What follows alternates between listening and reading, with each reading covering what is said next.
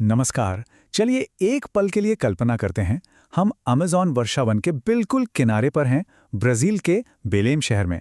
तारीख है नवंबर 2024। यहाँ दुनिया भर के नेता एक साथ आए हैं। और ये कोई मामूली बैठक नहीं है। ये है United Nations framework convention on climate change की 30वीं कॉन्फ्रेंस ऑफ पार्टीज, जिसे हम जानते हैं UNFCCC COP30 के नाम से। देखिए, कई सालों से इन सम्मेलनों में बड़े बड़े वादे तो बहुत हुए, लेकिन जमीन पर हकीकत कुछ और ही रही। तो इस बार पेरिस समझौते के ठीक 10 साल बाद पूरी दुनिया मानो एक ही सवाल पूछने के लिए इकट्ठा हुई थी। क्या हम सिर्फ बातें ही करते रहेंगे या अब वाकई कुछ करने का समय आ गया है? इस सम्मेलन के माहौल में ना शुरुआत से ही एक अलग सी बात थी। इसे कुछ बहुत दमदार नाम दिए गए। कार्यान्वयन का कॉप, मतलब अब सिर्फ वादे नहीं, एक्शन होगा। सच्चाई का कॉप, मतलब अब कोई बहानेबाजी नहीं चलेगी। और जंगल का कॉप, क्योंकि ये अमेज़न के मुहाने पर जो हो रहा था। देखिए, ये सिर्फ नारे नहीं थे, ये एक इरादा था। संदेश एकदम साफ था। वादों का दौर अब खत्म हो चुका है, अब काम करके दिखाने का वक्त है। तो ये सब शुरू कहाँ से हुआ? इसकी जड़ें जाती हैं 1992 में।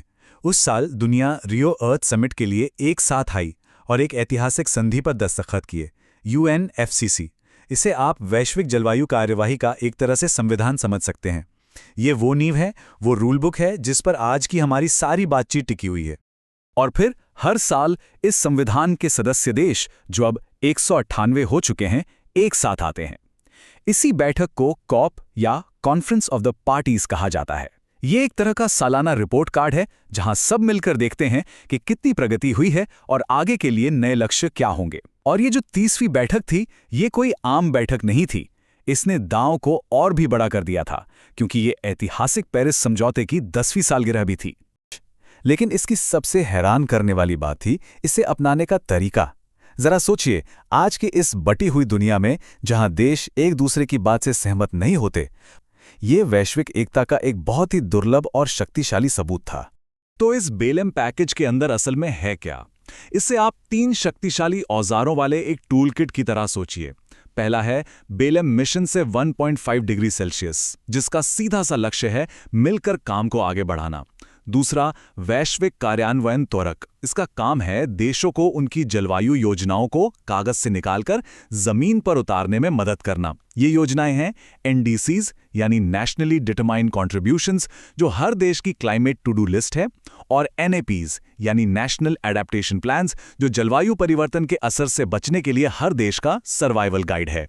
यहीं पर हम सबसे बड़े सवाल पर आते हैं, ये सब करने के लिए पैसा आखिर आएगा कहाँ से? बेलेम ने इस सवाल का जवाब देने की हिम्मत दिखाई और एक ऐसा वित्तीय लक्ष्य रखा जो पहले कभी नहीं देखा गया था।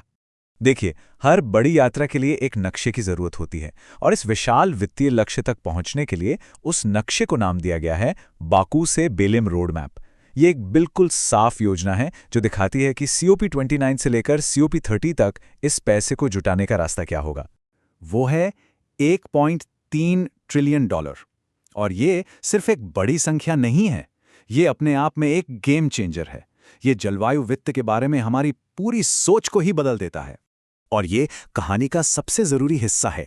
ये $1.3 ट्रिलियन सिर्फ एक बार नहीं, बल्कि हर साल जुटाने का लक्ष्य है 2035 तक। ये इतिहास का सबसे महत्वाकांक्षी जलवायु वित्त लक्ष्य है। इसकी पंचलाइन यही है, अब छोटे मोटे कदमों का नहीं, बल्कि बड़े पैमाने पर बदलाव का समय आ गया है। इस विशाल राशि के अंदर एक बहुत ही महत्वपूर्ण वादा छिपा है, और वो है अनुकूलन वित्त यानी अडैप्टेशन फाइनेंस को 3 गुना बढ़ाना। इसका मतलब है उन देशों के लिए पैसा जो जलवायु परिवर्तन के सबसे बुरे प्रभावों का सामना कर रहे हैं, जैसे बाढ़, सूखा और भयंकर तूफान। ये उन्हें खुद को बचाने और मजबूत बनाने के लिए संसाधन देगा। लेकिन देखिए, जलवायु कार्रवाई सिर्फ पैसों या तकनीक के बारे में नहीं है, यह जीवन के बारे में है। बेलेम पैकेज हमें याद दिलाता है कि हम इस ग्रह को यहाँ रहने वाले लोगों से अलग करके नहीं देख सकते। हर चीज एक दूसरे से जुड़ी हुई है। इसका सबसे अच्छा उदाहरण है ट्रॉपिकल फॉरेस्ट फॉरएवर फैसिलिटी या TFFF। ये एक क्रांतिकारी विचार है।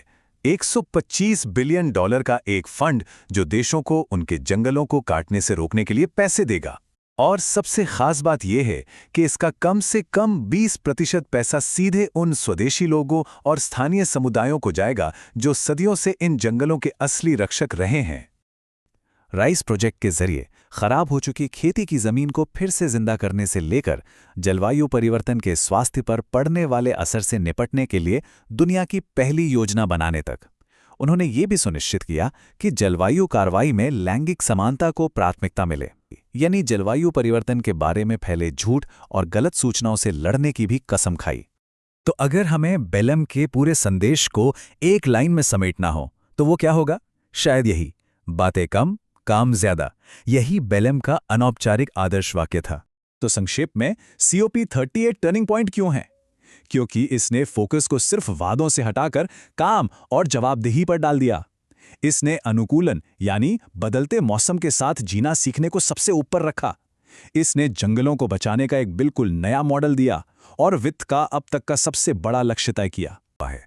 अब देशों को अपने जलवायु लक्ष्यों यानी NDCs को और मजबूत करना होगा। जो नए तंत्र बनाए गए हैं उन्हें चालू करना होगा और समानता के सिद्धांत को हर कदम पर लागू करना होगा। ये सिद्धांत, जिसे CBDR यानी कॉमन बट डिफरेंशिएटेड रिस्पॉन्सिबिलिटीज कहते हैं, बहुत सरल हैं। जिम्मेदारी सबकी है, लेकिन जिन्होंने ऐतिहासिक रूप से ज्यादा प्रदूषण किया है और जिनके पास ज्यादा संसाधन है, उन्हें आगे बढ़कर नेतृत्व करना होगा। तो आखिर में सवाल यही बचता है, बेलम ने हमें एक बहुत महत्वाकांक्षी ब्लूप्रिंट दिया है, एक नक्शा दे दिया है, पर क्या दुनिया के पास उस रास्ते पर चलने की राजनीतिक इच्छा शक्ति भी है? क्या हमारे पास उस ब्लूप्रिंट को हकीकत में बदलने के लिए जरूरी एकता है? इन्हीं सवालों का जवाब हमारे ग्रह का भविष्य तय करेगा। अगर ये वीडियो आपको पसंद आया हो तो लाइक जरूर करें, शेयर करें उन दोस्तों के साथ जिन्हें UPSC, लॉ या जनरल नॉलेज की तैयारी करनी है। और हाँ, सब्सक्राइब करें। आप अपने सुझाव या सवाल नीचे कमेंट में लिख सकते हैं। UPSC एंड कॉम्पिटिटिव एग्जाम की गाइडेंस या मेंटरशिप के लिए संपर्क करें। Our contact information is given in description. धन्यवाद। मैं हूं कृणाल ठाकुर। मिलते हैं अगले भाग में। जय हिंद।